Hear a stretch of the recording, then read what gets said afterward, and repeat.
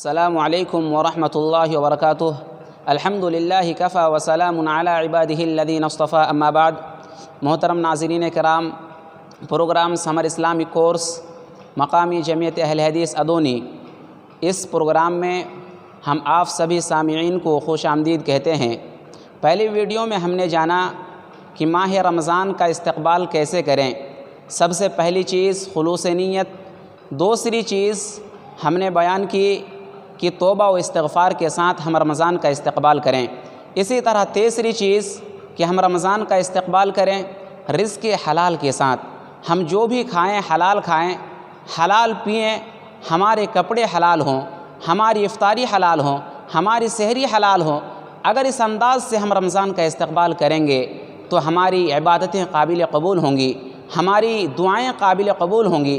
اسی طرح ہم جو بھی ماہ رمضان کے اندر نیکیاں کریں گے وہ ساری نیکیاں ہماری قابل قبول ہوں گی، ورنہ بصورت دیگر وہ ساری نیکیاں ضائع اور برباد ہو جائیں گی۔ معجم طبرانی کی ایک روایت ہے، حضرت عبداللہ بن عباس رضی اللہ تعالیٰ عنہ اس حدیث کے راوی ہیں، فرماتے ہیں کہ قرآن کریم کی آیت یا ایھا الناس کلوا مما فی الارض حلالا طیبا، کہ اے لوگو، زمین کے اندر جو حلال اور پاک چیز رکھ دی گئی ہیں ان چیزوں کو کھاؤ۔ یہ آیت کریمہ اللہ کے رسول صلی اللہ علیہ وسلم کے پاس تلاوت کی گئی۔ اسی اثناء میں حضرت سعد بن ابی وقاص رضی اللہ تعالیٰ عنہ کھڑے ہو گئے اور فرمایا، یا رسول اللہ، یا اللہ کے رسول صلی اللہ علیہ وسلم، ادعو اللہ ان یجعلنی مستجاب الدعوہ، یا اللہ کے رسول آپ ہمارے لیے دعا کر دیجئے تاکہ اللہ رب العالمین مجھے مستجاب الدعوہ میں شامل کر لے۔ مستجاب الدعوہ کسے کہتے ہیں؟ مستجاب الدعوہ اس آدمی کو کہتے ہیں جس کی کوئی بھی دعا بارگاہ ربانی میں ریجیکٹ نہ ہو، رد نہ ہو، جس کی ہر دعا بارگاہ ربانی میں قبول ہو جاتی ہے، اس کو مستجاب الدعوہ کہتے ہیں۔ حضرت سعد بن ابی وقاص رضی اللہ تعالیٰ عنہ کہتے ہیں، یا رسول اللہ، یا اللہ کے رسول صلی اللہ علیہ وسلم، آپ میرے لیے بارگاہ ربانی میں دعا کر دیجئے تاکہ اللہ رب العالمین مجھے مستجاب الدعوہ میں شمار کر لے۔ تو اللہ کے نبی صلی اللہ علیہ وسلم فرماتے ہیں، اے سعد، میں تمہارے لیے دعا تو نہیں کر سکتا، البتہ اتنا ضرور کر سکتا ہوں کہ میں تمہیں ایک نسخہ بتلا دیتا ہوں، اگر تم اس پر عمل کر لو گے تو ایسی صورت میں تم مستجاب الدعوہ بن سکتے ہو۔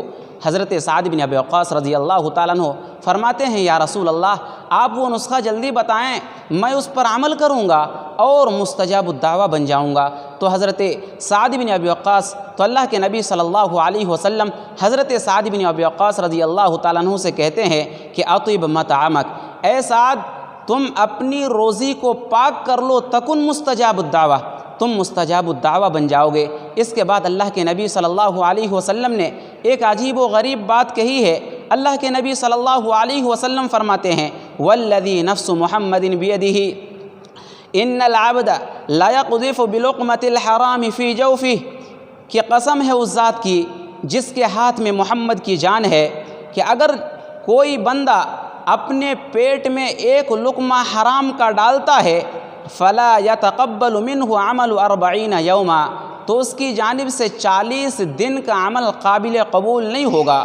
اسی طرح آگے اللہ کے نبی صلی اللہ علیہ وسلم فرماتے ہیں، وَأَيُّمَا عَبْدٌ نَبَتَ لَحْمُهُ مِنَ السُّحْتِ وَالرِّبَا فَالنَّارُ أَوْلَىٰ بِهِ، کہ ایک ایسا بندہ کہ جس کا گوشت حرام سے اور سود سے پرورش پایا ہو تو ایسے بندے کے لیے آگ ہی زیادہ مناسب ہے۔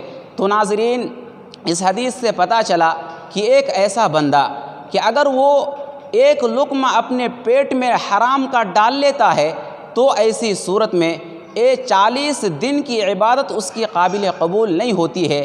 ہم جانتے ہیں کہ رمضان کا مہینہ صرف اور صرف 30 دن کا ہوتا ہے یا پھر 29 دن کا ہوتا ہے۔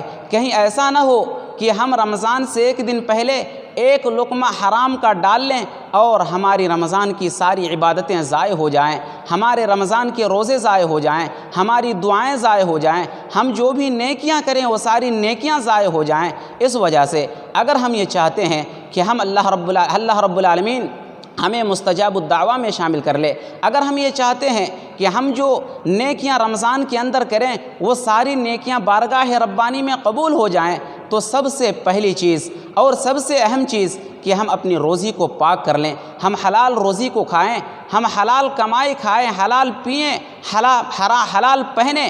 ایسی صورت میں ہماری دعائیں بارگاہ ربانی میں قبول ہوں گی۔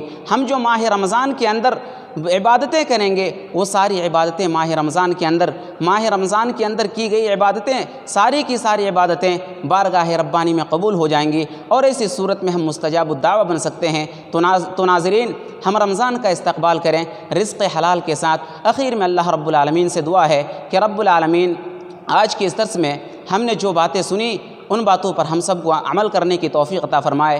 اقول قولی ھذا استغفر اللہ لی ولکم ولسائر المسلمین استغفروہ انہ ھو التواب الرحیم۔ آمین۔ والسلام علیکم ورحمۃ اللہ۔